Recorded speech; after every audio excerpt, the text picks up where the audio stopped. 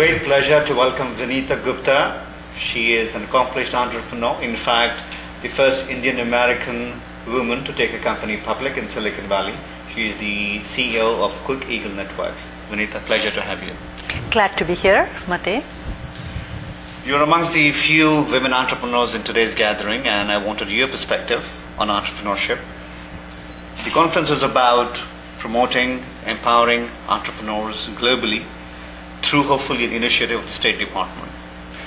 Well, US as the only superpower remaining does a lot of aid, does a lot of loans. This could be the third initiative. Do you see this could work out better than the other two? I think this initiative of promoting entrepreneurship abroad for the US can be a very powerful tool, since there is a very big mix of immigrants in the success of entrepreneurship in the US and specifically in Silicon Valley. So I think as an initiative, it would be attractive, and people will perceive this as something that would be that crosses the boundaries of countries and races, and something that would benefit them, and there is nothing so inherent in terms of advantage for the US. So I think building a better ties with foreign nationals who have not quite embraced us, in spite of the aids we provide, in spite of the fact that we are a very open country, we are not always perceived that way. I want to ask about you personally as a woman entrepreneur and immigrant. The challenges must have been very difficult, and you did this much before than many of us have done it. Do you draw any parallels to the challenges you face, do you think, compared to women entrepreneurs in most of the emerging countries will face today? I would say that certainly being an immigrant, being a woman in the US, as much as people may have a feeling that US is very advanced when it comes to women being in high positions, the percentage still continues to stay very small. Math science education, the percentage of women who really graduate with math science education even to this day is very small. So the challenge was having no role model per se, and learning all the ropes by myself, how to manage home in a foreign country with no infrastructure, and being able to push on the professional side of it, and learning about the culture of this country, and going out beyond Silicon Valley, because certainly the sales of the products were more broad, not just in the entire US, though that was our first initiative, and then we went primarily to Europe. So all those things posed a problem. But I think in terms of emerging countries and their women folks, I think they are very strong.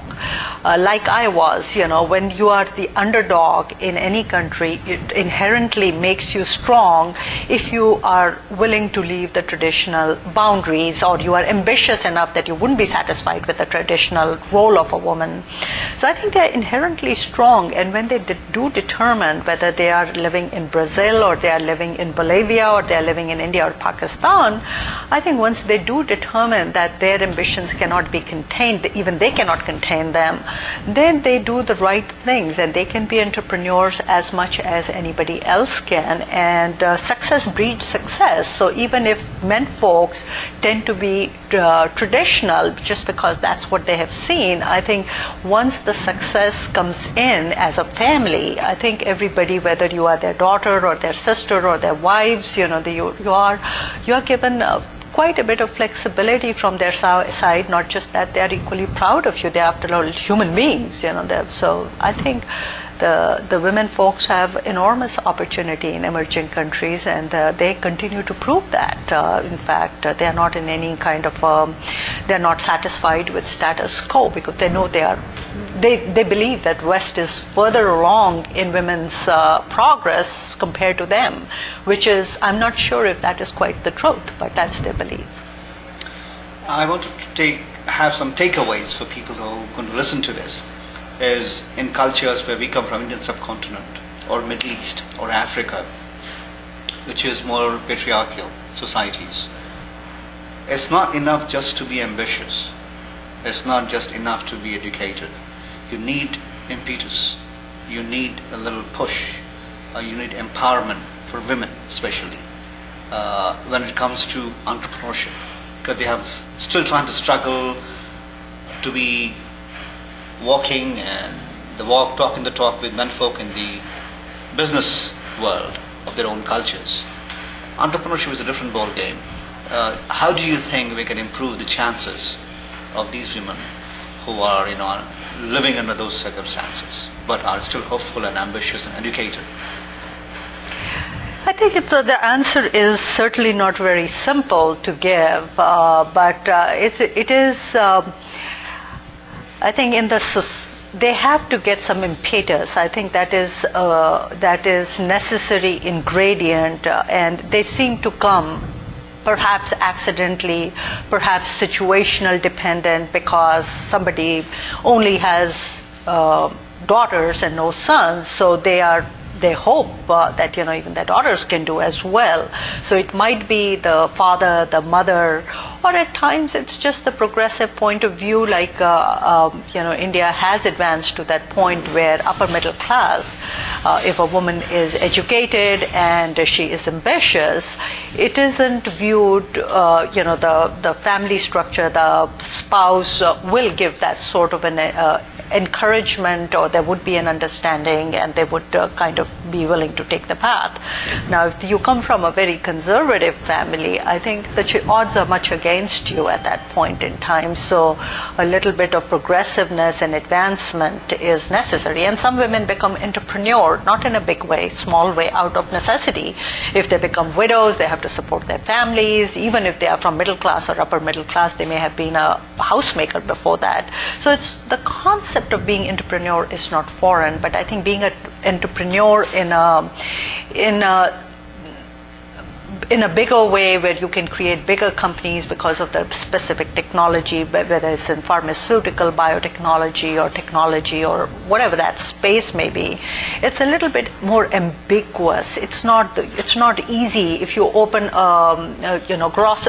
corner grocery store or equivalent to that, even in the underdeveloped countries, it is very easy to see, well, I can sell to these people, this money comes in, that money goes out.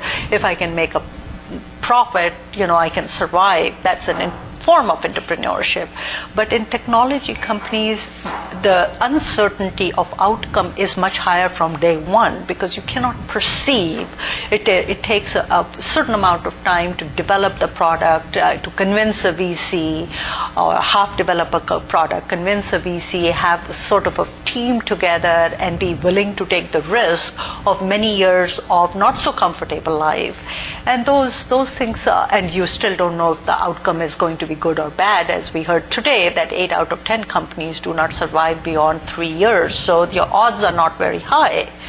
So with that, I think in a traditional setting, it would be very difficult for a woman to take that path. Thank you so much for the clarity and the message that was needed. Appreciate your time. Thank you so much. I enjoyed this session very much.